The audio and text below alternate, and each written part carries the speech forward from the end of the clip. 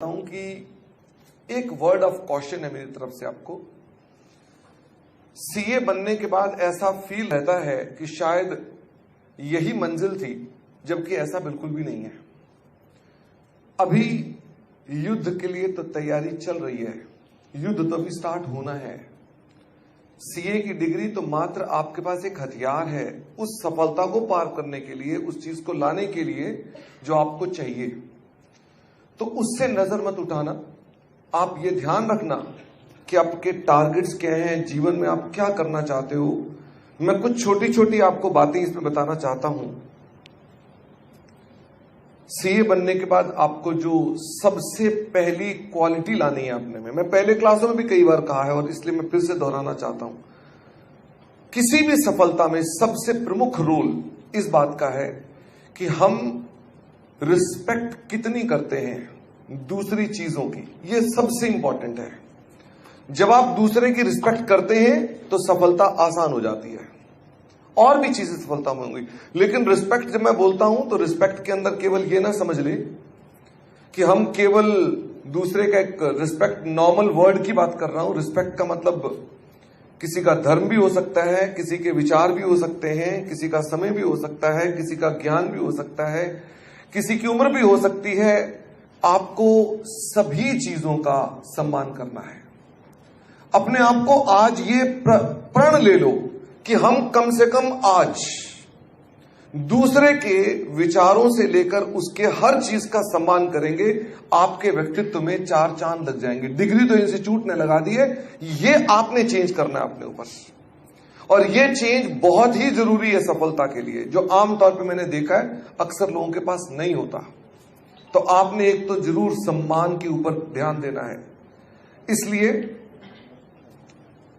जब मैं बोलता हूं सम्मान करना है तो उसका पहला स्टेप इंपॉर्टेंट हो जाता है कि वो सम्मान कैसे करना है। इस बात को हम कैसे ध्यान रखें कि हमें सम्मान करना है। उसके लिए पेशेंस काम करता है कि आपको अपना धैर्य बढ़ाना पड़ेगा। जब आप तुरंत रिएक्शन देते हैं तभी गड़बड़ होती है, तभी किसी का सम्मान में कमी आती है। तुरंत रिएक्शन देना बंद कर दो।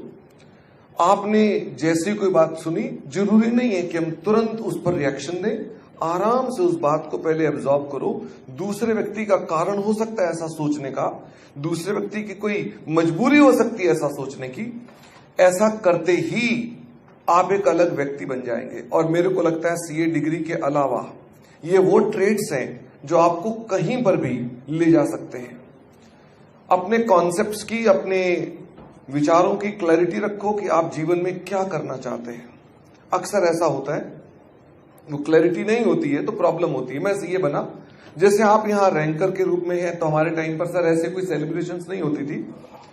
तो मैं रैंकर बना, घर में चिट्ठियां आई बड़ी सारी, इंटरव्यू के लिए आओ, और हम इंटरव्यू देने के लिए पहुंच गए सिटी बैंक में।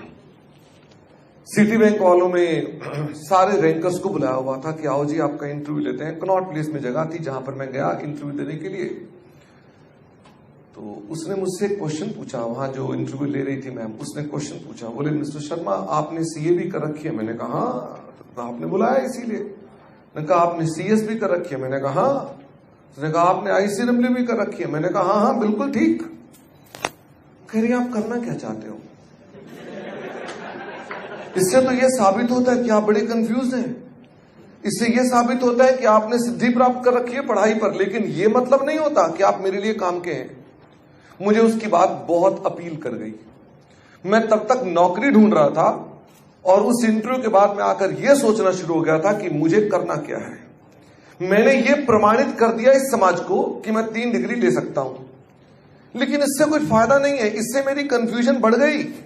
उस मैम ने मुझे उस इंटरव्यू में जॉब नहीं दी सिटी बैंक ने, लेकिन मुझे जीवन का एक असूल दिया समझने के लिए कि क्या मैं क्लियरली सोच पा रहा हूं। मैं उसके बाद ट्यूशंस में आने का फैसला लिया कि मुझे जॉब नहीं करनी है। और वो ट्यूशन का कारण वही था जो मैं इंटरव्यू पर उससे सुनकर आया था। जब मैंने उसके ऊपर आकर सोचा तो मैंने बहुत सोचा कि मैं जॉब में जाऊं या मैं कुछ और करूं। मुझे घर से भी दबाव था।